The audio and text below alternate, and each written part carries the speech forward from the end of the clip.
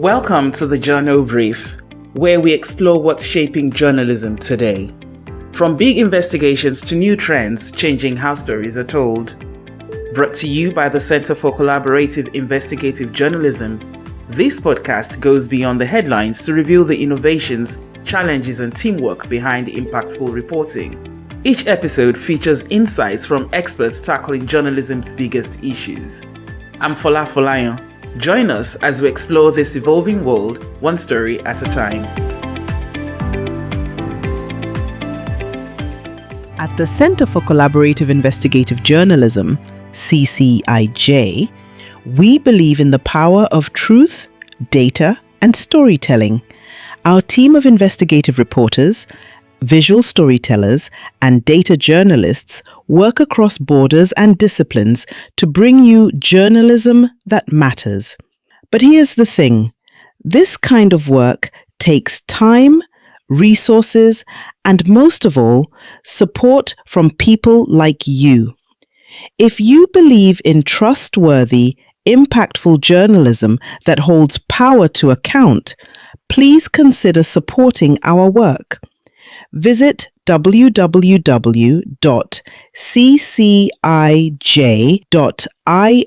to learn more and make a contribution today. Together, we can keep the stories that matter in the spotlight.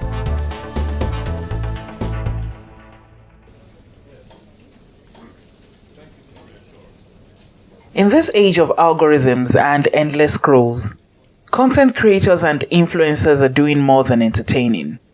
They're shaping public opinion, sparking conversations, and sometimes even reporting the news. And as audiences shift their attention from traditional outlets to TikTok, Instagram, and YouTube, journalists are faced with a critical question. Should we compete with influencers or collaborate with them? In this episode of the Journo Brief, we explore how journalists can work alongside content creators to expand their reach, build trust with new audiences, and deliver powerful stories without compromising journalistic integrity. From co-creating content to sharing platforms, this is about building bridges, not barriers, between influence and impact. Hi, my name is Kevin. Most of the time I feel like the traditional news platforms are too disconnected from what's really happening around me. The influencers I follow talk about real stuff, like cost of living, mental health, even politics, but in a way that anyone can understand. Honestly, I get my updates from people I follow on TikTok and Instagram. The regular news channels are too slow sometimes. On social media, you can quickly know what is happening because some popular handles would have already posted it. I still check news websites once in a while, but I think the influencers are faster and more interactive with people. They show up on my timeline every day, they respond to questions, and they cover things that matter to young people, like job scams, protests, and what's happening in schools. I think both influencers and traditional news platforms are important in different ways. Influencers are quick, relatable, and they know how to get our attention. They break things down in a way that makes sense, especially for people like me who are always on the go. But at the same time, I know not everything online is true or complete. That's why I still listen to the radio or check the popular news websites when I want to understand the full story or get facts. For me, it's really not about one over the other. I use both to stay informed and aware. The way we consume news is changing fast and quite dramatically. According to Deloitte's 2025 Digital Media Trends Survey, more than half of Gen Z and 43% of millennials now find social media content more relevant than traditional media. And a 2024 Pew Research study shows that 37% of adults under 30 get their news from influencers, people they see as more relatable, accessible, and trustworthy than traditional journalists. This isn't just a shift in platforms, it's a reflection of changing values. Today's audiences want news that feels personal, stories told in their language, and voices they connect with. One of the most powerful examples of how investigative journalism can find new life through collaboration with influencers is the Democracy Deferred Project, a series of investigations by CCIJ into Nigeria's 2023 elections. The stories uncovered systemic failures, electoral manipulation, and the human cost of a democratic process in decline. But getting that information in front of everyday Nigerians, especially younger audiences who don't consume traditional media, was a challenge. That's where the idea of working with influencers came in. To understand how and why CCIJ chose this route, I spoke with Nelly Kalu, the Editorial Project and Products Manager at CCIJ. I asked her what led the team to include influencers in our distribution strategy, how we balanced credibility with reach, and what impact the approach actually had. The Nigeria Elections Investigative Series was very tasking and broad. It covered quite a lot of topics and issues and uncovered a lot of problems with the elections, problems that were unique and, well, I'll say unique to the time and also not as deeply reported, especially not a year after the elections. And we decided that we would want a lot of people to hear this, to see it, to read the stories, to engage the stories. We wanted as many locals in Nigeria to be as affected by the stories, influenced by the stories, as well as non-Nigerians.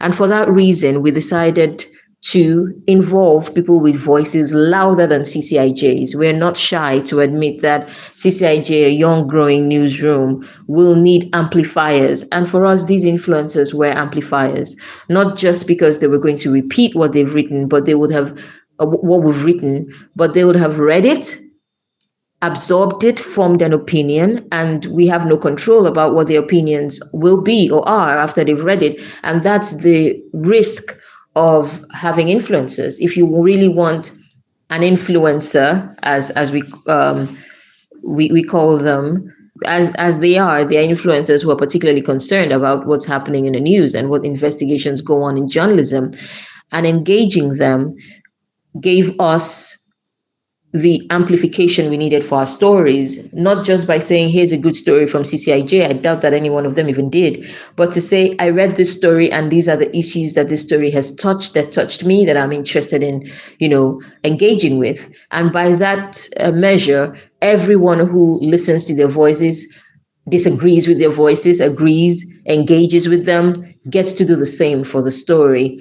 And we decided on these voices, not just only by the numbers these voices command, but the issues of interest that these voices want. It will be a little bit of a ridiculous pairing to find a fashion influencer and have them talk about an elections story. But then what if the fashion influencer found the election story and was interested in talking politics? We can't stop them, but an intentional pursuit of an influencer has to be an influencer that works and has a voice in the areas that matter to you.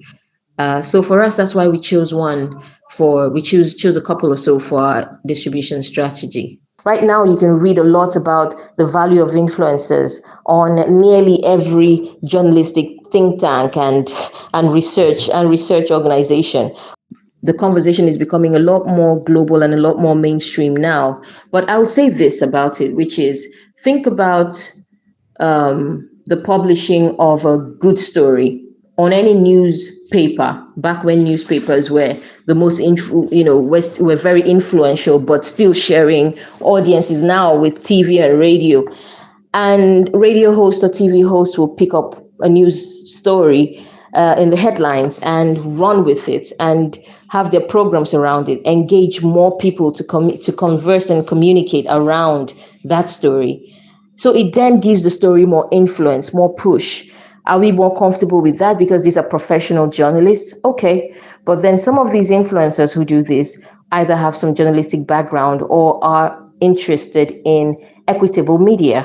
And that's how you choose. So even today, as you will not be taking your story to a broadcaster that you do not feel aligned with, it's the same way you will not be giving your story to an influencer that you do not feel aligned with.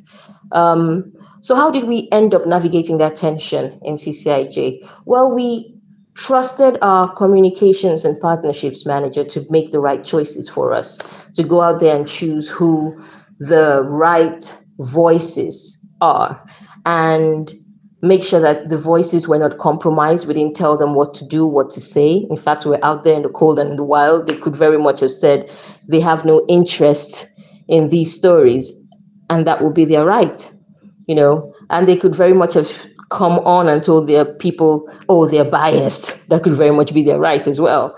But it's very easy to look at someone's social portfolio. I mean, social media is out there to know what their voices are, where they lean towards and what they say and how credible they are. And so if an influencer is credible, not partial, will read your story and give a an independent, an original thought around it. Why not?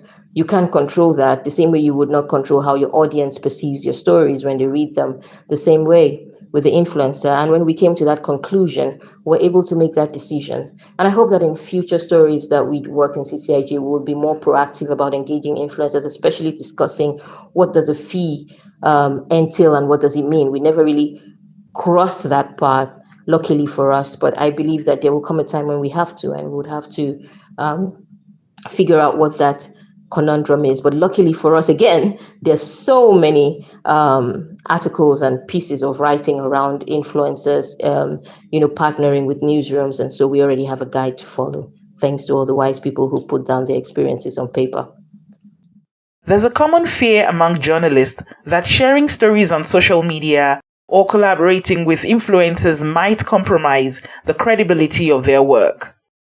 But the truth is, in a crowded, content-heavy digital world, even the best journalism can be invisible if it doesn't show up in the spaces people already live in online. Working with influencers isn't about reinventing journalism. It's about amplifying it by recognizing who audiences already trust. Sometimes that's a teacher, a community leader, or even a TikTok creator. Whether we like it or not, influencers are now part of how people get information. Platforms are constantly changing, and so are the ways people consume news. But one thing stays the same. People want to feel connected. They want to be informed, and they want it to feel real. That's where local news still matters. And by working with trusted local voices, newsrooms can stay relevant, build trust, and ensure long-term sustainability. Now, journalists and influencers are not the same. Their roles and styles are different, but sometimes they overlap. Some influencers hold power to account, highlight underrepresented stories, and spark meaningful conversations, just like journalists. Of course, not all influencers are trustworthy, and not all newsrooms uphold strong values. So, these partnerships won't work everywhere. But when they're built on shared goals, especially at the local level, they can strengthen communities and improve how people access reliable information.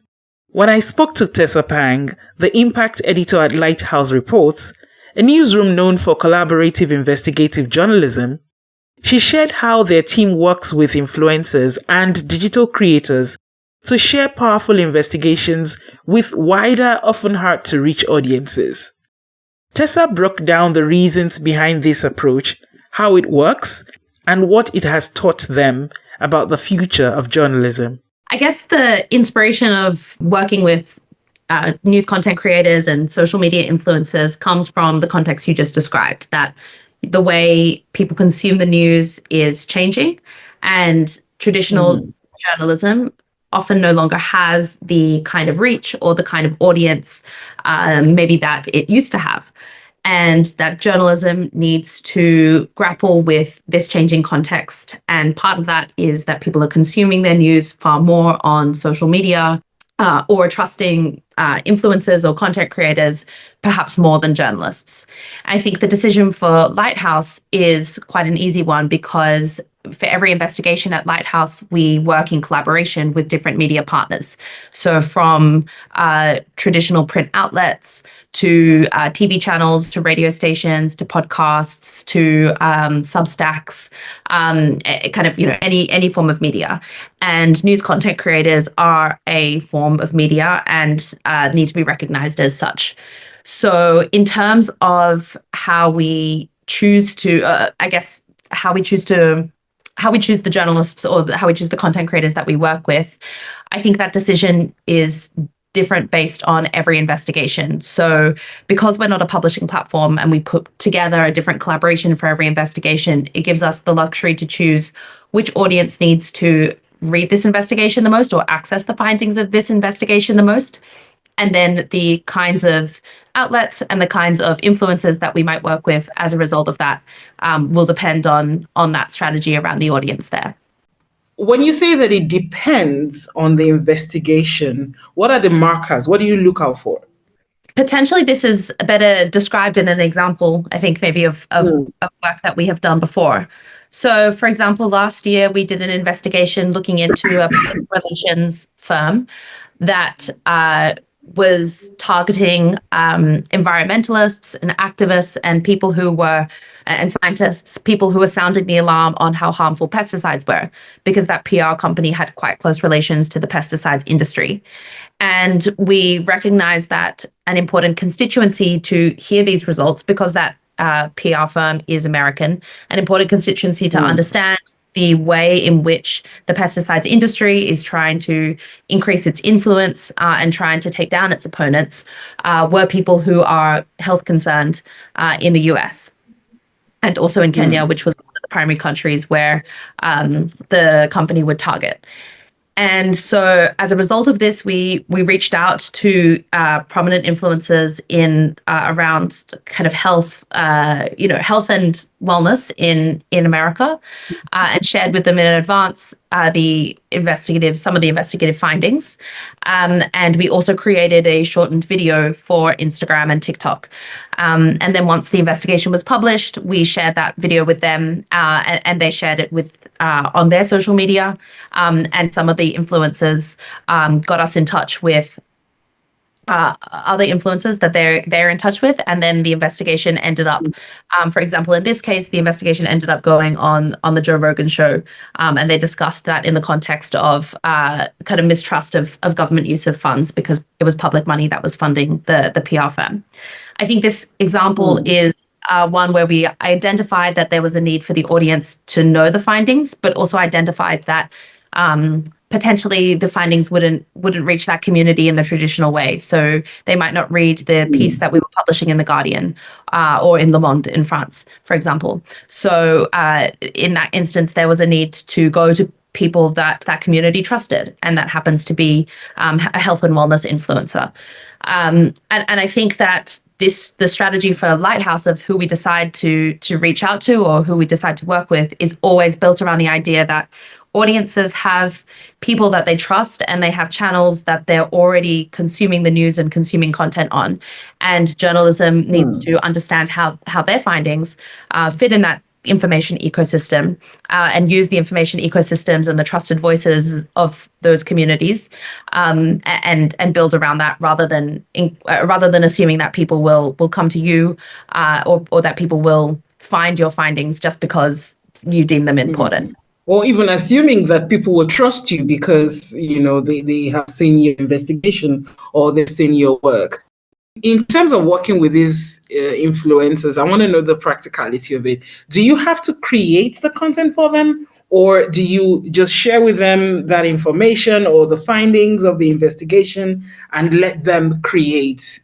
Yeah, I think it's different every time. And this is where I want to draw the distinction between news content creators and influencers, because I think that there are a lot of people who are journalists who are creating content online with the idea that they want to reach new audiences and access new audiences with information. And they're not necessarily trying to influence people of a certain perspective or influence people of a certain idea. I think the idea of an influencer is that maybe that they're selling a product, or that they're trying to build a like-minded community. And I think that there is a distinction to be said there. I think in terms of the practicalities, I think that a lot of people have a hesitancy around paying content creators or paying influencers, because it's seen to be paying for a promotion or paying for a product. And I think that while I understand people might feel uncomfortable, depending on the content creator, what they create is work. And in the same way that you would pay a freelancer to report on a project or to make a video, you should also be paying a creator if they are creating a video and working with you on a project.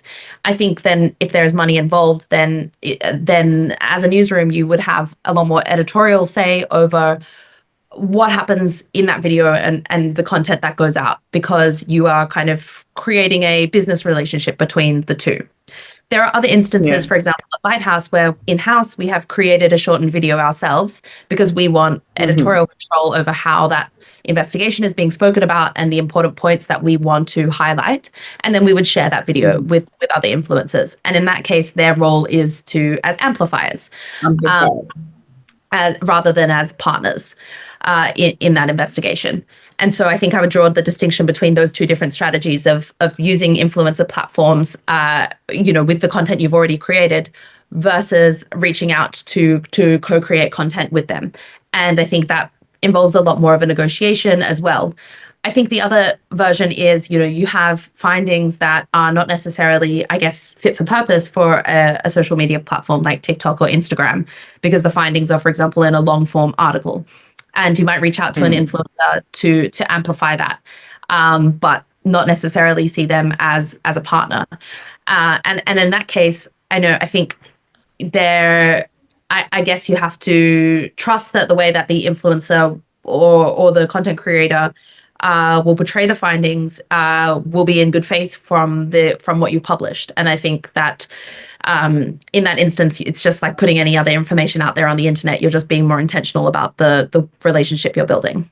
So that brings me to the impacts.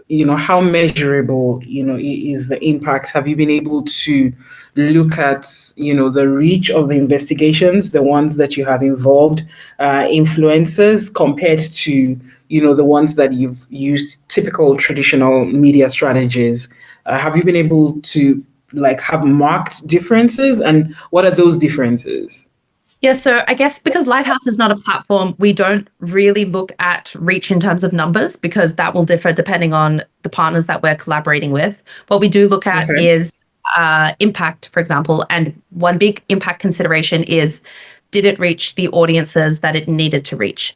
And I think in this sense, working with content creators or working with influencers is another creative way to reach an audience besides publishing in traditional or mainstream outlets. And I think we have seen that working with content creators and working with influencers do reach new audiences, because the context, as I'm sure you're aware, is that a lot of people consume news and consume content on social media, and they're not always consuming that content from, say, traditional sources like the Washington Post or, like a mainstream news outlet. They're often going to people who look like them or sound like them, or that they already trust.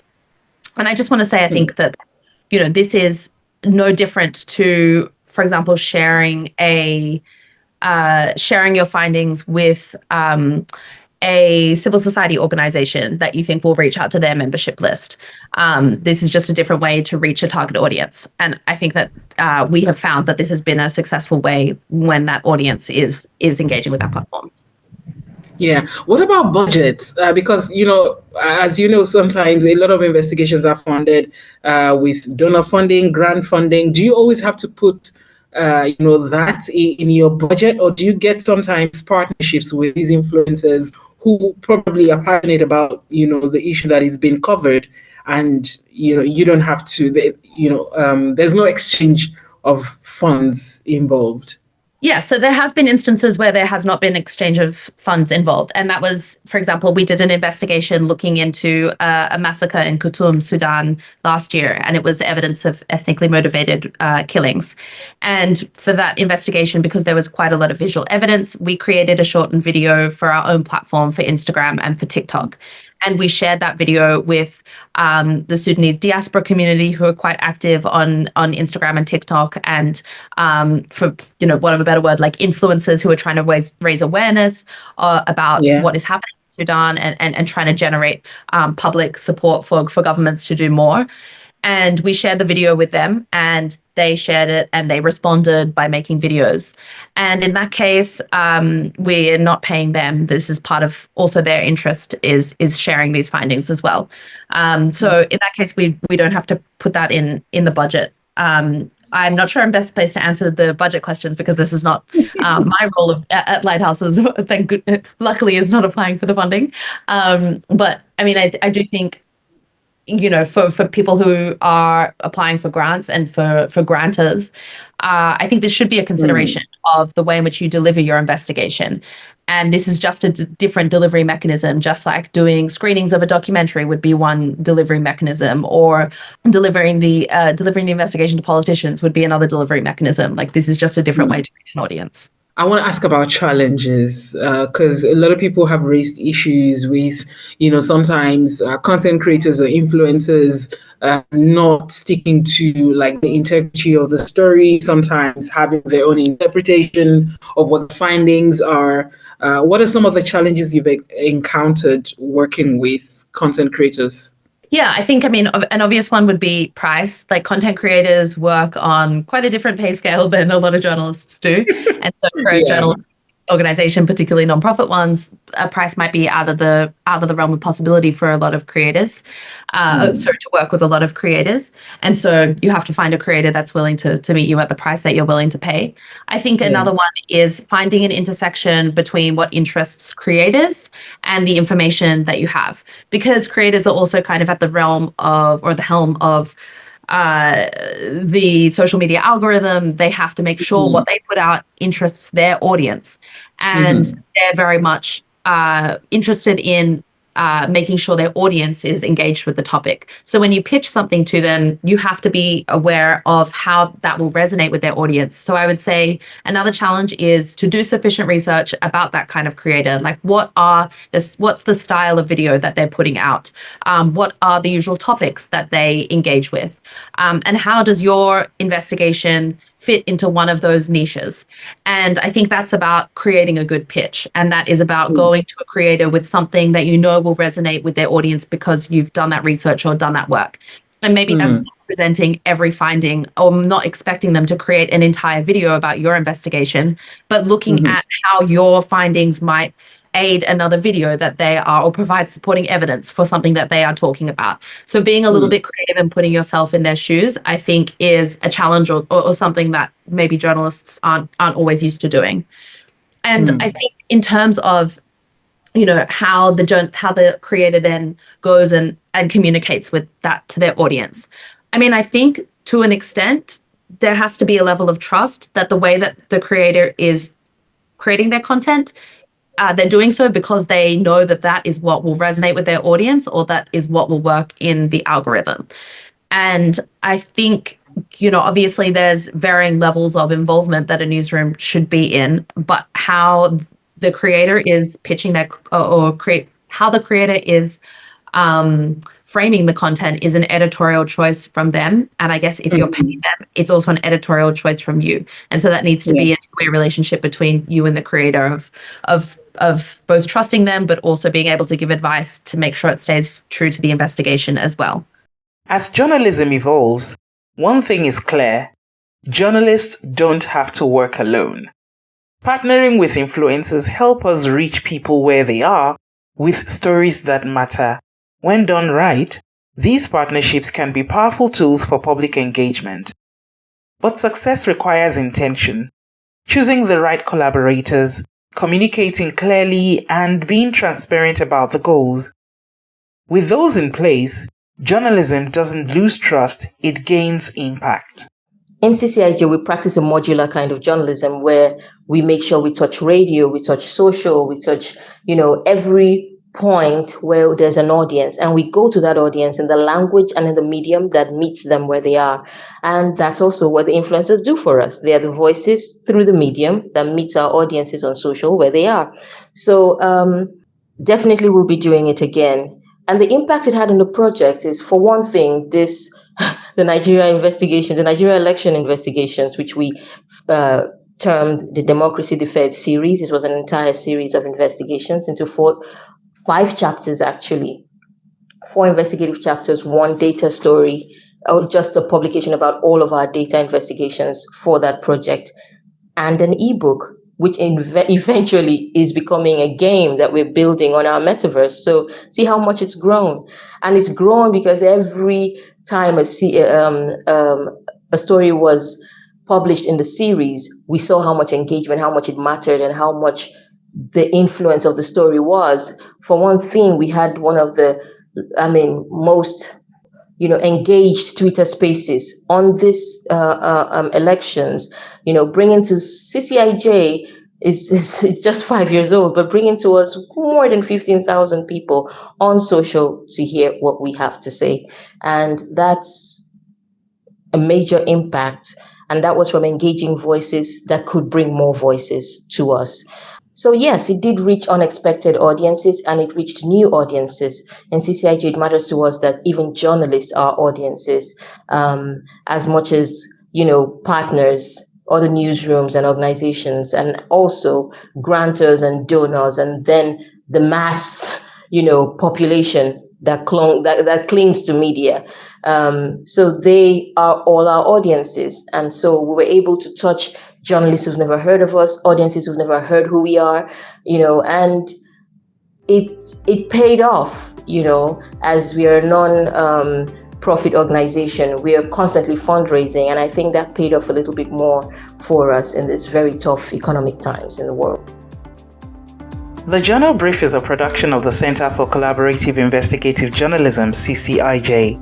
Our executive producer is Jeff Kelly Lowenstein. This episode was produced and hosted by Fola Folayo. Production assistance by Ijeoma Okereke. To learn more about CCIJ and the work we do, visit www.ccij.io. And if you liked this episode, be sure to subscribe, share, and leave us a review.